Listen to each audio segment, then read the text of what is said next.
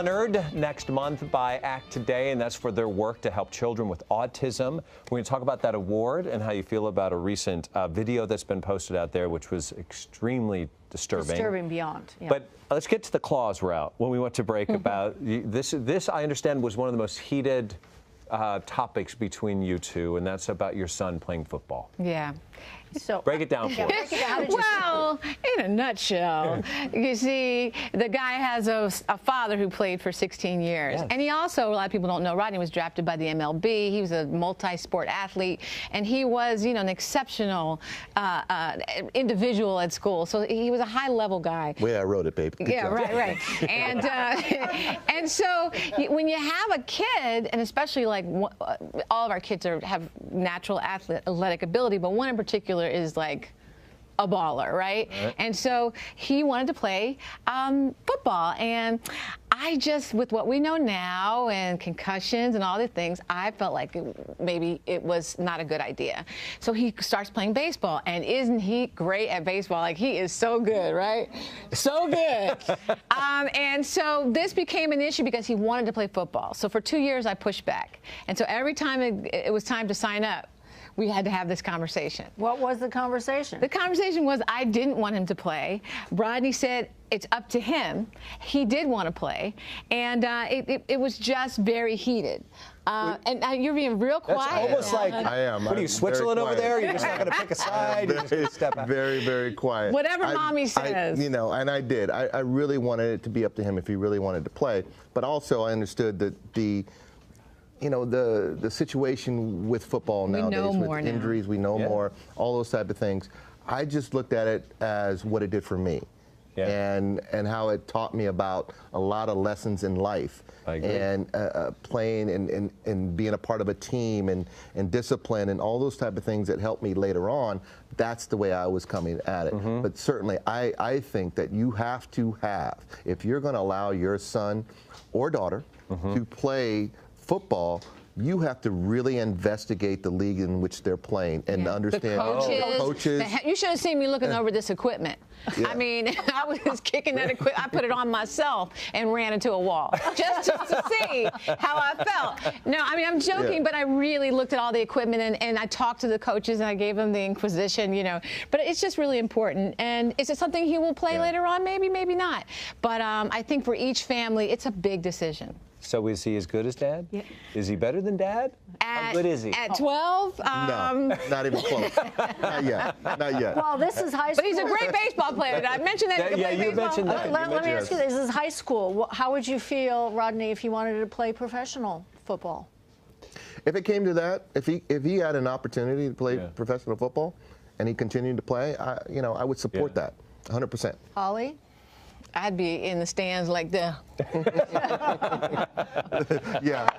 have to sedate me. We're pushing the baseball route. It was hard. Baseball, good. All right, let's talk about your son, RJ. You've been on. How is he, by the way? He's 16. I sent him over to a local coffee shop today to get a job application. He has autism. We're so blessed that he's found his voice, but I need him to get a job. I need him to work, you know, and that's the most important thing with these adolescents, these adults, as they're transitioning into adulthood. They need jobs. They need community support. They need so much. And you know, you mentioned earlier in the intro how we're seeing a lot of situations going on around the country where these young kids with autism in their teens are being treated terribly in these vile situations. And so I'm always concerned about him moving forward and making sure that he's respected in the community. And we need a lot of support. Has he been disrespected? I wouldn't go so far as to say bully. I mean, you see how I am, you know, so I roll up on the school. Yeah, they're scared of me. So, and we're fortunate that we have resources. Listen, I took him to the police station locally. He walks around the neighborhood a lot with a hoodie on, and he's very jovial. But I wanted, you know, but in certain communities that doesn't happen. And so, like in the case in Ohio, where a young boy had a horrible ice challenge gone wrong with feces poured on him. I mean, it was it hurt my heart so so badly that there are people in this country that think that that's okay. There was, just to clear for our audience, there was an autistic child in the ALS Ice Bucket Challenge. Right. And there were the kids that challenged this autistic boy and they dumped this horrible... Unacceptable and vile and the worst thing ever. And here was a kid who thought he was getting in with friends. And I've seen that RJ aware of stuff like that? He is. And what's his response? What's his response to that? He said, Mom, you should go to Ohio and talk to them. No, he's disgusted. He knows Mom lays the hammer down. He knows how to play. We're putting shoes on the ground in Ohio. And you know, this stuff gets, and then one thing to do it, but then put it up on a video and make it go viral. And the good news is social media used for good can be pretty awesome. Used for bad, we know what it can do. But the Drew Careys of the world, and even Aaron Paul, and another situation that happened in Florida where a boy with autism was beat up, we're able to sort of get the word out. And I think that's really important. And because you're able to get the word out, and you've done that for so many years, you are being honored. You're having an award in your honor. What's it Tell about? us about What's the that. award? Well, we're listen, we don't do what we do to get awards, but we're really honored that ACT today is honoring us for our work with autism. These are such beautiful, sincere, amazing young individuals. And as you can see, our son has a mom and dad who are very active and resourceful, but so many children don't have the resources that we have. So we're just glad anytime we get a chance to get the word out about what we do. And Holly Rod Foundation helps families affected by autism and Parkinson's.